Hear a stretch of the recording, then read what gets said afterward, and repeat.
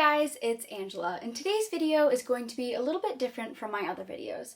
Today I'm going to be sorting Stranger Things characters into Hogwarts houses.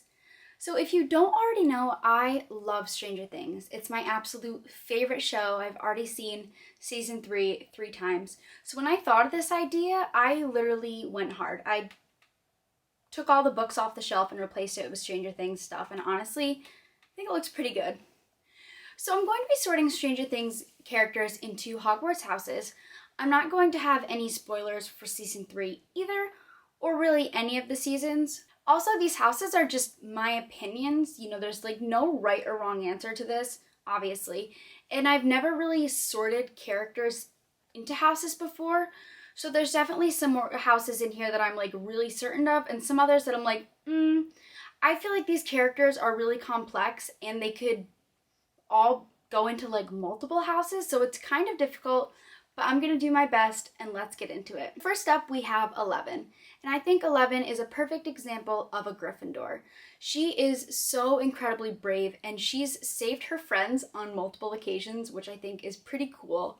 It's been really fun to watch her grow throughout the series and develop more of a personality, but I still definitely think that she is a Gryffindor, and she will do anything to protect her friends and the ones that she loves. Next up is Mike. And Mike is kind of difficult because throughout the 3 seasons, there's kind of almost been like different versions of Mike. Like season 2 was kind of a more like emo, depressed Mike, and then season 3 was kind of more of an angsty Mike. But overall, I think I would sort Mike into the Hufflepuff house. And I think this because he really values friendship. And that's something that he demonstrates from the moment the show begins. He was so quick to accept 11 into their party and do whatever he could to help her, while some of his friends were more hesitant, and he's really loyal to all his friends and would do anything for them. And because of how much he values friendship and values the relationship that he has with his friends, I think that makes Mike a Hufflepuff. Next up, we have Dustin, and I think Dustin was super easy to sort. He's a Ravenclaw, he's so intelligent. Right from the start of the show where he's asking how to make the little pool with the salt water, he's just a curious little guy, and he's super smart, and it's been really fun to watch him grow and solve more problems within the series. Next up, we have Lucas, and I think that Lucas is a Slytherin. When 11 first came into the group, Lucas was definitely more apprehensive about letting her within their party. He's definitely more reserved, and I don't know, he just really gives me Slytherin vibes. So I think he's a Slytherin. Next up, we have Will, which was another easy one, and I think Will is a Hufflepuff. Will is so loyal to his friends, and he'll do anything for them. He's so kind and so sweet to everyone. I remember in season 2 when his mom was talking to him about the little girl in the sandbox and how he gave her his toys. Also, will tell his friends that he's okay even when he's not, just to protect them and make them feel better, and he's really selfless and overall just a sweet little angel, and he's a Hufflepuff. Next up, Max, and out of all of these friends, I think I found Max the hardest to sort. So I'd like to know what you think specifically about Max in the comments down below. But I put Gryffindor because even though she didn't really know about the whole situation with the Upside Down for very long, she dove in headfirst and fought with all of her new friends, and I think that that's a really brave thing to do. Next up, Erica. So Erica technically wasn't introduced until season 2, and she only had a few tidbits, so most of my opinion of her, or like where I would sort her, goes from season 3.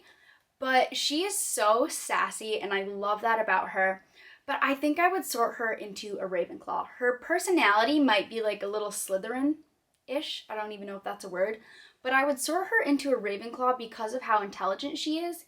Even though she kind of brushes it off, the girl is really smart. She does math equations in her head. And I just think that she's a Ravenclaw. Whether she would be okay with it or not, that's just what I think. Next, we have Nancy, and I definitely think Nancy is a Slytherin. From the start, she is so ambitious. She does what she wants. She's willing to do whatever she has to achieve a goal or get to a place that she wants to be. That's especially present in season 3 when she's at her job. She just wants to be treated fairly, and she's just very ambitious. Next up is Jonathan, and I think that he is a Ravenclaw.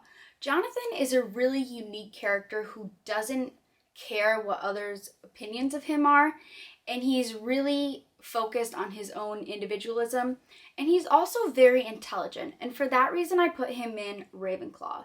Although he shows moments of like intelligence throughout the whole series, it's definitely season 3 where you really see him make some quick moment decisions that are kind of like life or death situations, and I definitely think Jonathan is a Ravenclaw. Next we have Steve, one of my favorite characters, if you couldn't already tell. And I think Steve is a Gryffindor. He put himself in a lot of situations that he didn't actually have to be in, and he took all of the kids under his wing and like protected them and fought for them. And especially in season 3, he didn't have to do the things that he did. He didn't have to go on the journey that he went on, but he did it anyway because it was for the greater good, and I think that's why Steve is a Gryffindor. Next up is Robin, who was introduced in season 3, and I think that she was such an amazing addition to the series, and I love her so much. And I feel like I've kind of been sorting a lot of people into Ravenclaw, but I also think Robin is a Ravenclaw because she's really intelligent. The girl knows 4 different languages. She played in band for years. She does a lot of significant things in season 3 that really help out. And she's just really smart. So I definitely think that she's a Ravenclaw. But she was also one of those people who I feel I could have put in other houses. I just settled on Ravenclaw because I think that's like the most prevalent. Next up, we have Hopper. And Hopper was one of those characters who I felt I could have put into one of 2 houses. 1, I think he could be a Gryffindor because of how brave he is. And then 2, I think he could be a Slytherin. And I've settled on Slytherin because the man knows how to get what he wants. He will do whatever it takes to get what he wants. He's ambitious, he's cunning, and to me, he's a Slytherin. Next up is Joyce. And I think that Joyce is a Gryffindor. The woman has been through hell, and she is so brave and so loyal, and I don't know, when I think of Joyce, I just think of a really strong person, and for that reason, I'm putting her in Gryffindor.